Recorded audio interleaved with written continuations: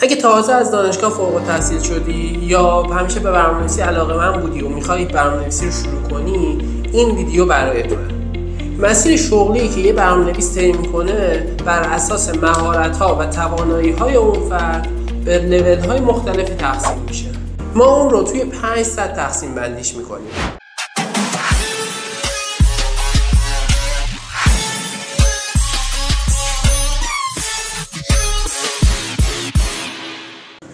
به ویانا خوش اومدید. 5 تا سطح از مسیر برنامه‌نویسی رو امروز می‌خوایم بهتون بگیم.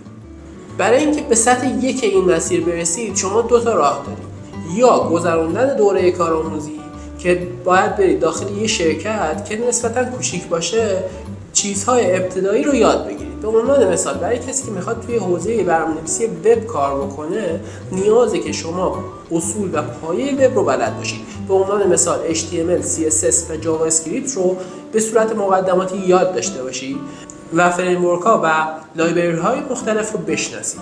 دومین راهی که دارید اینه که خودتون به صورت خودآموز چیزهای مقدماتی رو یاد بگیرید. دوره‌های مختلف و آموزش‌های مختلفی به صورت رایگان توی سطح وب و یوتیوب وجود داره که میتونید از اونها استفاده بکنید.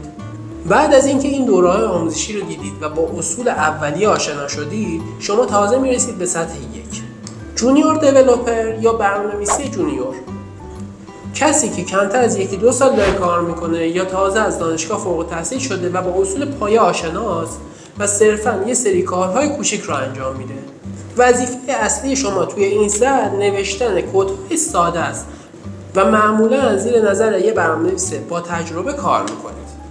توی سطح جونیور باید حتماً به زبونی که دارید کار میکنید مسلط بشید. به عنوان مثال اگر دارید با جاوا اسکریپت کار میکنید یا پایتون کار میکنید، باید به اون زبون کاملا مسلط باشید.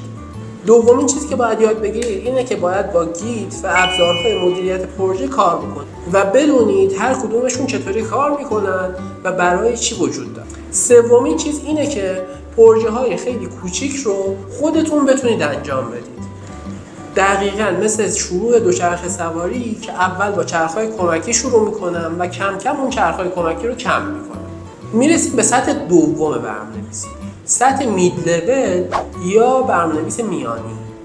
وقتی شما به سطح میانی میرسید که حداقل 2 سال از سطح جونیور رد شده باشه و شما بتونید یک برنامه رو از 0 تا 100 پیاده سازی بکنید و تقریبا نیازی به سوال کردن به صورت مداوم از کسی دیگه ای نداشته باشید. توی این سطح یاد میگیرید که چطوری کدهای تمیز بنویسید، ساختارهای پیشرفته تر رو آشنا میشید باهاش، کار با دیتابیس و اصول ذخیره سازی رو یاد میگیرید و ارتباط با API و وب سرویس ها رو هم توی اینجا به صورت کامل یاد میگیرید.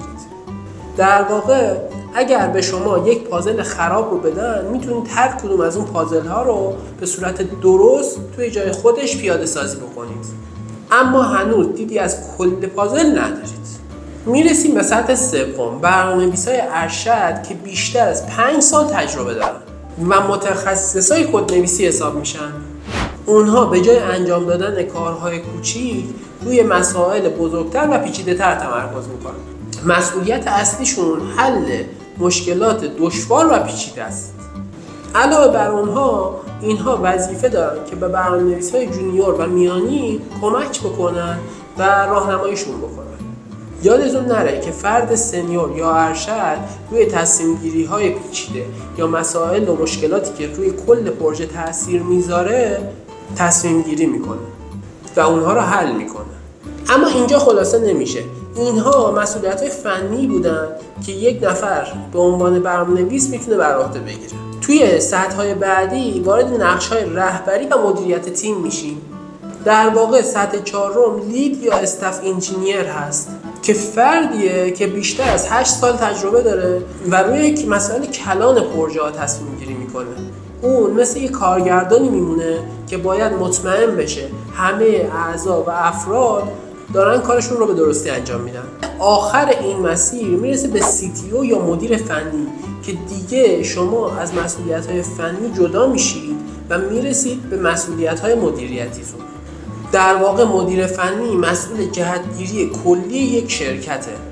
مدیر فنی باید رهبری و مدیریت رو کاملا بلد باشه و بتونه در یک جهت درست مسیر یک شرکت رو راهنمایی کنه. اصلا مهم نیست که تو چه مرحله‌ای هستید. مهم اینه که شروع کنید به یادگیری و به صورت مداوم آموزش ببینید و به عنوان یک برنامه‌نویس سعی کنید مشکلاتی که می‌بینید رو حل بکنید. ممنونم از اینکه این ویدیو رو دیدید. لایک و سابسکرایب یادتون نره. تا ویدیو بعدی، خدا نگهدار.